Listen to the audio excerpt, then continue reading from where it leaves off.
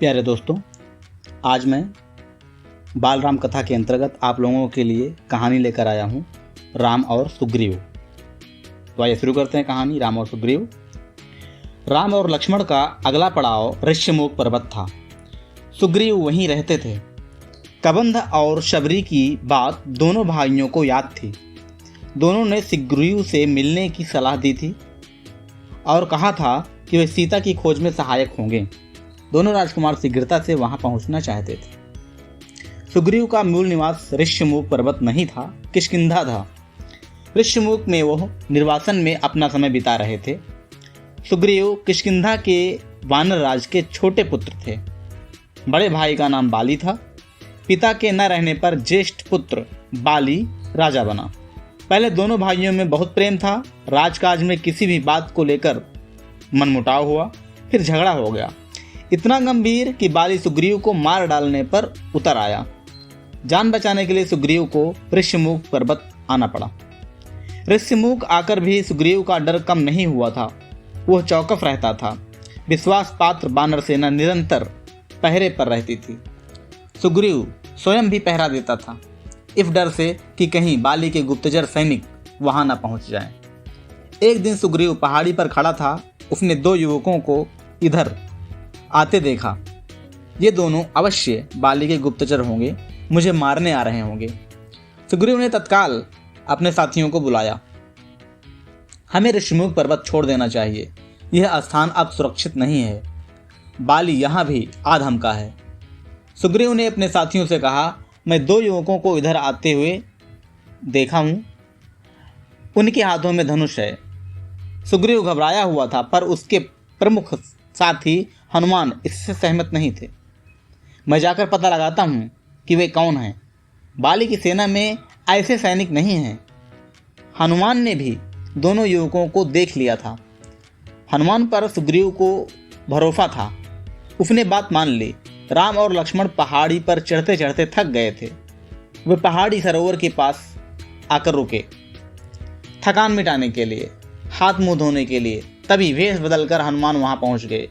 शिष्टता से प्रणाम किया। पूछा, आप दोनों कौन हैं? वन में क्यों भटक रहे हैं?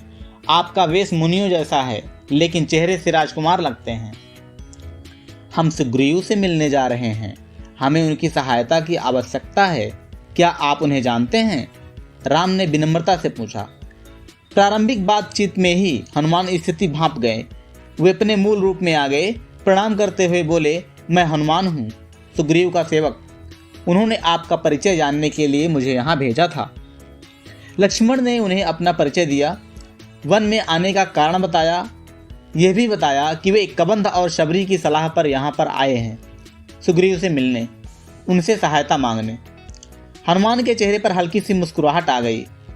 कोई उससे सहायता मांगने आया है जिसे स्वयं सहायता चाहिए। हनुमान समझ गए, राम और सुग्रीव की स्थिति एक जैसी है। दोनों को एक दूसरे की सहायता चाहिए। वे मित्र हो सकते हैं। एक अयोध्या से निर्वासित है तो दूसरा किष्किंधा से। एक की पत्नी को रावण उठा ले गया है तो दूसरे की पत्नी उसके भाई ने छीन ली है। दोनों के पिता नहीं हैं। हनुमान ने राम और लक्ष्मण को कंधे पर बैठाया। कुछ ही पल में वे ऋष्यमुख के शिखर पर पहुंच गए। हनुमान ने दोनों को सुग्रीव से मिलाया। दोनों ने अग्नि को साक्षी मानकर मित्रता का वचन लिया। सुग्रीव ने कहा, आज से हमारे सुख दुख साझा हैं। राम ने सुग्रीव को सीता के हरण के संबंध में बताया तो सुग्रीव अचानक उठ खड़े हुए। उन्हें कुछ याद आया तो बोले, वानरों ने मुझे एक स्त्री के हरण की बात बताई थी। वो निश्चित रूप से सीता ही रही होंगी। रावण का रथ इसी पर्वत के ऊपर से गया था। राम और लक्ष्मण ने ध्यान से उनकी बात सुन रहे। सुग्रीव बोलते रहे। सीता स्वयं को रावण के चंगुल से छुड़ाने का यत्न कर रही थी। बानरों को देखकर उन्होंने कुछ आभूषण नीचे फेंक दिए थे। गहनों की एक पोटली राम के सामने रखते हुए उन्होंने कहा, देखिए, क्या ये गहने सीता के हैं? राम ने आभूषण तुरंत पहचान लिए। कुछ गहने लक्ष्मण ने भी पहचाने। गहने देखकर राम शोक सागर में डूब गए और उनके मुंह से निकला, धिक्कार है मुझे। हे सीते, मैं संकट में तुम्हारी रक्षा नहीं कर सका। मेरा पौरुष, बल, पराक्रम, ज्ञान तुम्हारे काम नहीं आया। सुग्रीव ने उन्हें सांत्वना दी। सीता अवश्य मिल जाएंगी, मैं हर प्रकार से आपकी सहायता करूंगा मित्र। रावण का सर्वनाश निश्चित है। राम के बाद सुग्रीव ने अपनी व्यथा कथा सुनाई। बाली ने मुझे राज्य से निकाल दिया है, मेरी स्त्री छीन ली है, मेरा वध करने की चेष्टा कर रहा है।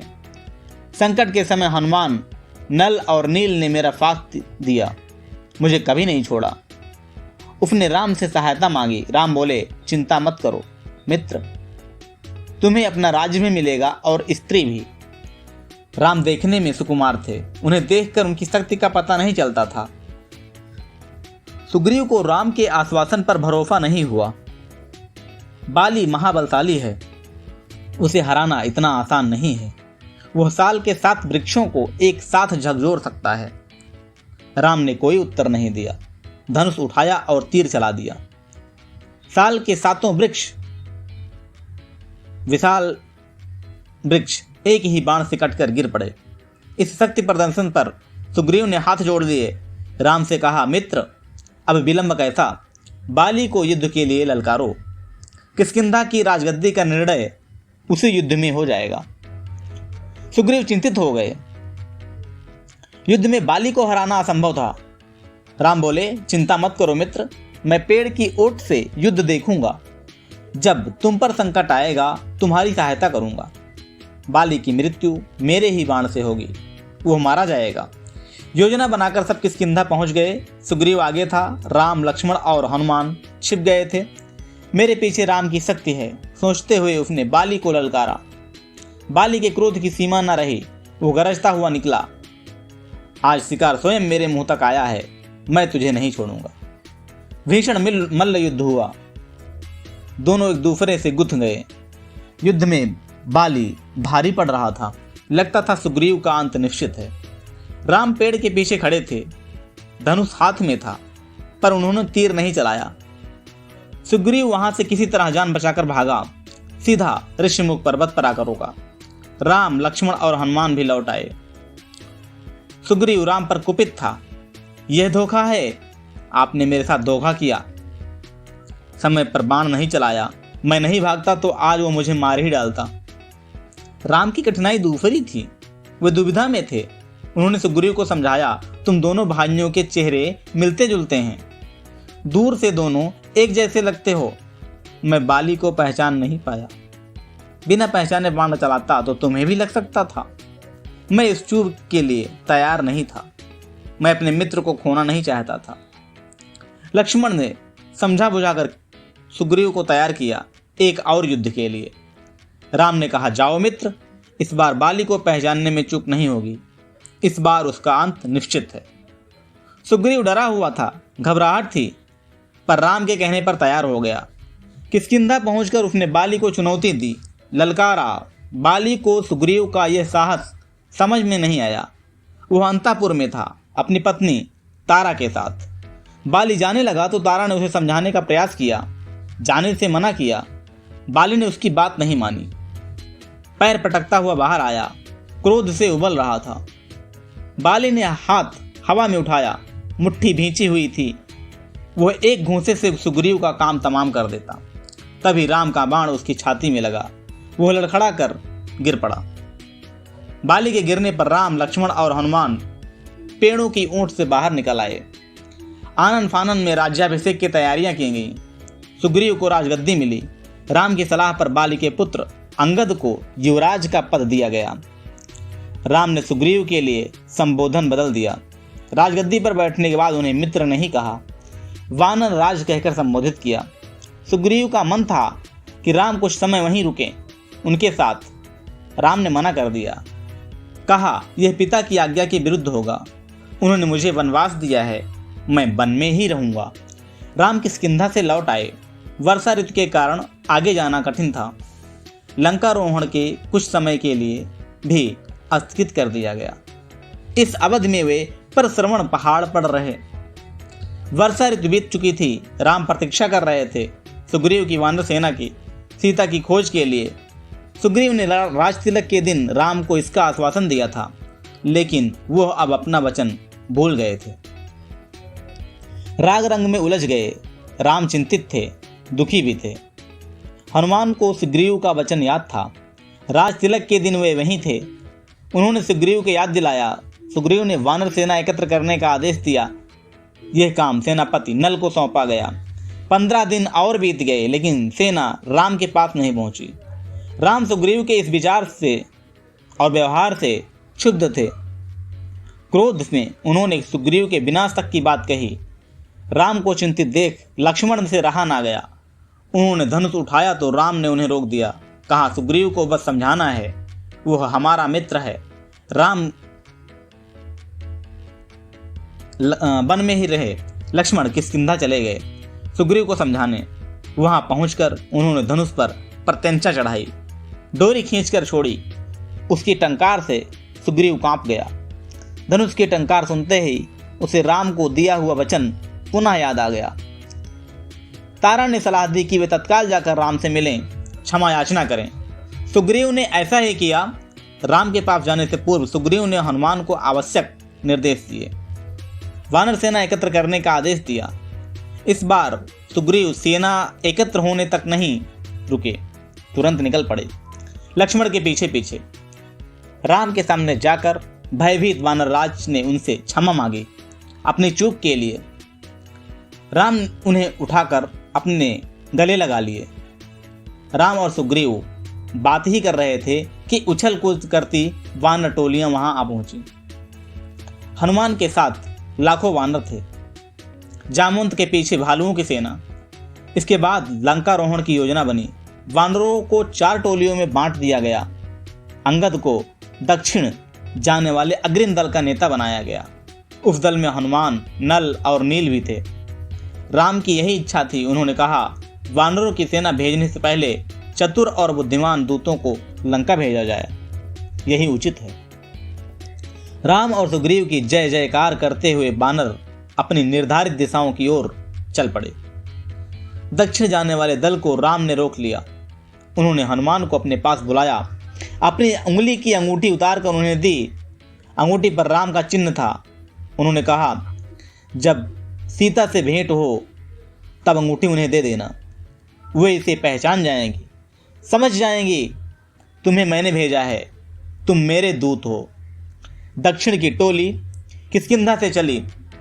अंगद और हनुमान आगे आगे चल रहे थे। चलते चलते वे ऐसे स्थान पर पहुंच गए जिसके आगे भूमि नहीं थी, केवल जल था।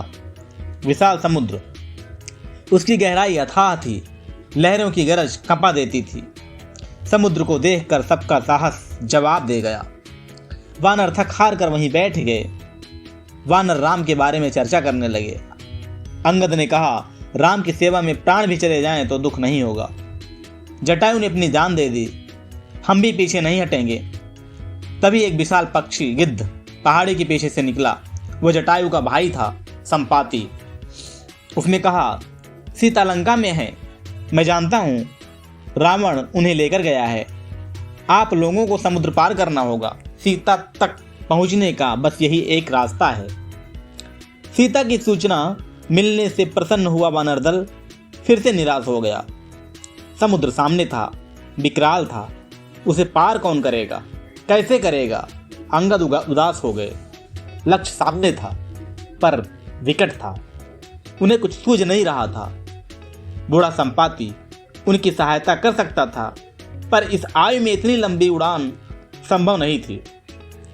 वानर दल असमंजस में पड़ गया था।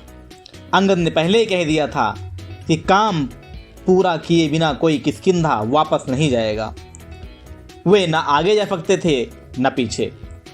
वे एक दूसरे की ओर देख रहे थे। इस दल में सबसे बुद्धिमान जामवंत थे। सब उनके पास गए। उनके पास भी एक कठिन प्रश्न का कोई उत्तर नहीं था। तभी जामवंत की दृष्टि हनुमान पर पड़ी। वे सबसे दूर बैठे थे, चुपचाप। जामवंत जानते थे कि यह काम हनुमान कर सकते हैं। वे पवन पुत्र हैं, उनकी शक्ति अपार है, लेकिन उन्हें स्वयं इसका आभास नहीं है, अनुमान नहीं है। उनकी सोई हुई शक्ति जामवंत ने जगाई। कहा, हनुमान, आपको जाना होगा। यह कार्य केवल आप कर सकते हैं। आप सबकी निगाहें टिकी हुई हैं। धन्यवाद।